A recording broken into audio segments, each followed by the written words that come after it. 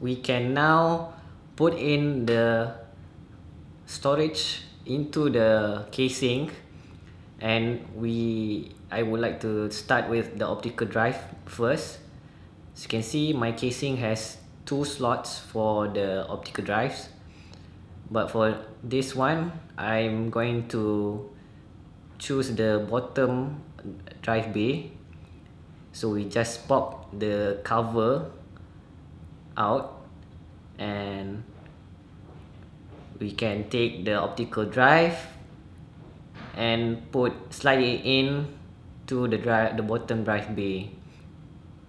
Make sure it is flush with the front part of the casing.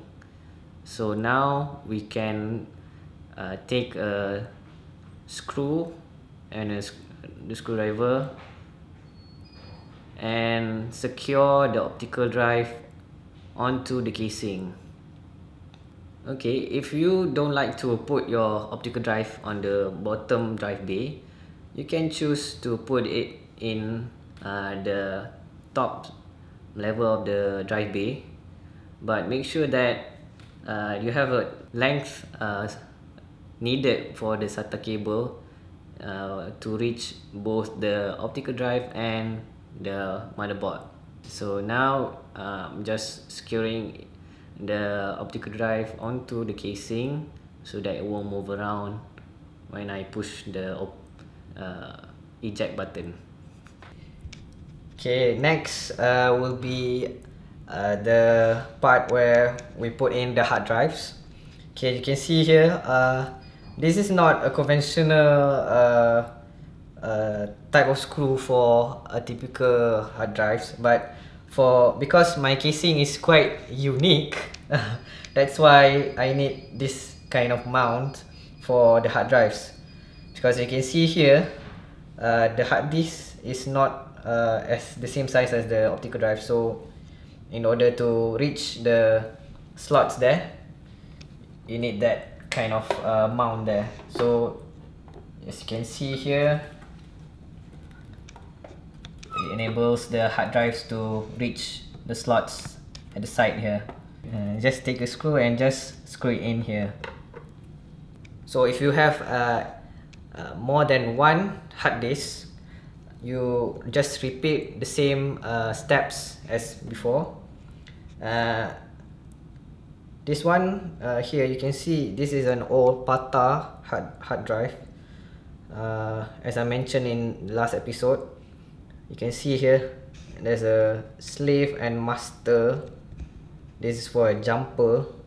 So you can see here I've already set it to master.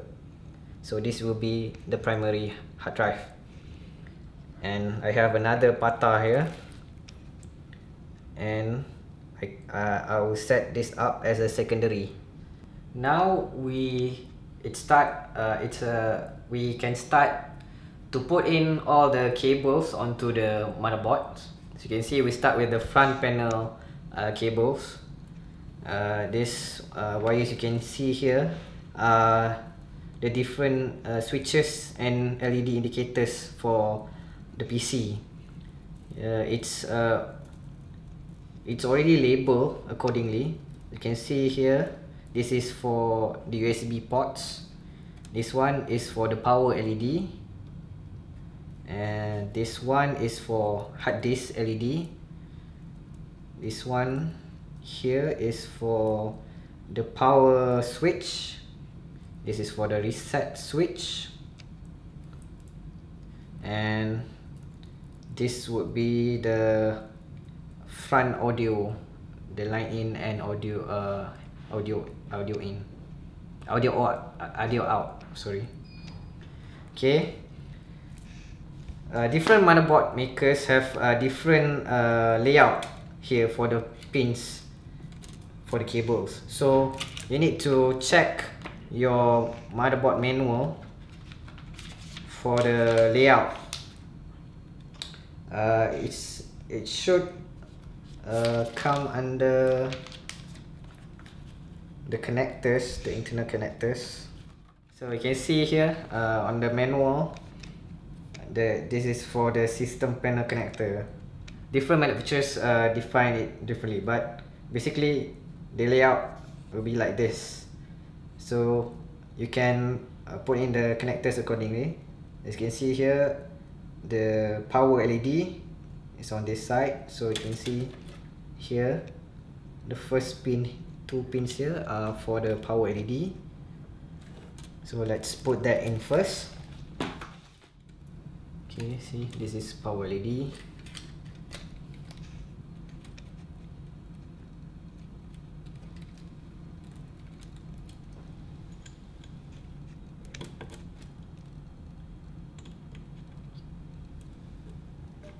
Okay, sometimes you don't really know which one is positive and negative, but if somehow your either your power LED or hard disk LED, any of this cable don't work, you just switch it around the second time. So maybe the first time you put in the power LED like this, the power LED doesn't light up, you just switch it back around. Okay, you just follow the guide on the motherboard setup manual and put in all the cables here. Okay, next will be the part where we connect the SATA cable to the hard drives and optical drives and onto the motherboard. You can see here on the cable, there's an L shape for you to easily connect the cables to the devices, so you don't have to worry which side is up or down. Okay, on the motherboard here, you can see it's indicated the numbers of the SATA ports. There's SATA 1, 2, 3 and up to 6.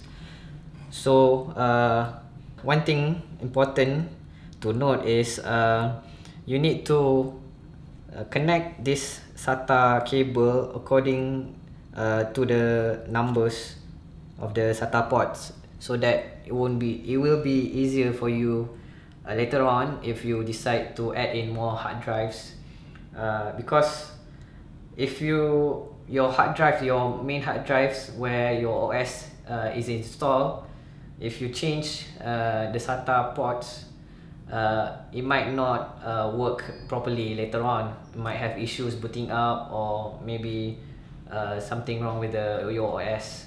So I suggest you put the OS and the optical drives as SATA 1 and 2, so that the other storage hard drives you put in as SATA 3, 4 and so on. Okay, now it's time to put in the power supply and connect it to the motherboard. Okay, we start off with the 24 pin. Okay, you might be wondering, why is this detachable? Okay, this is because back in the days where Pentium 4 and AMD Athlon, they only use a 20 pin connector, power connector. So only the newer motherboards use 24 connectors. So that's why they are detachable, so that all the motherboards can use this power supply. Okay, we connect this to this part here.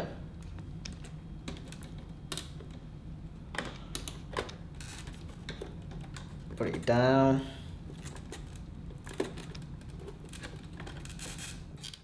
Next will be the 4-pin connector, but for the newer ones, you might need 8-pin.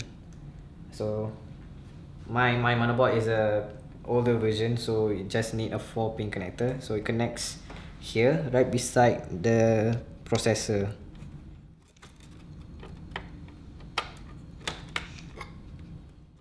So next we'll connect this power cables to the optical drive and hard drive.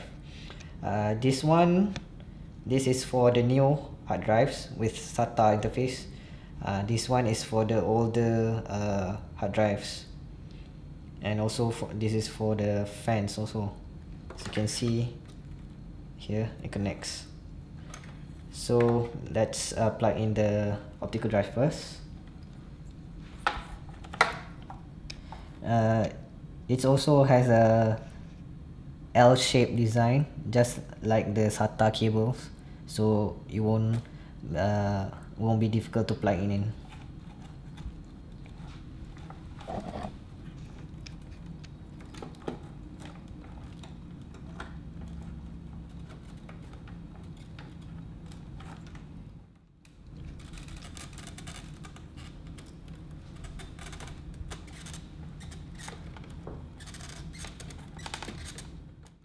So the remaining power cables here, you can see this one is for graphics card.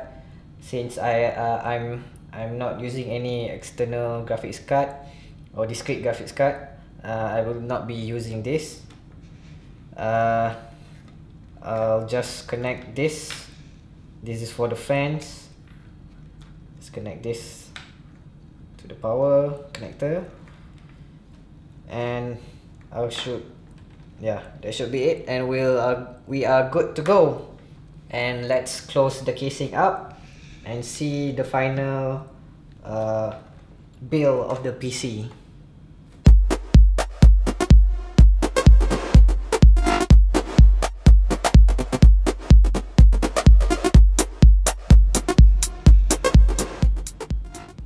So that's it, folks.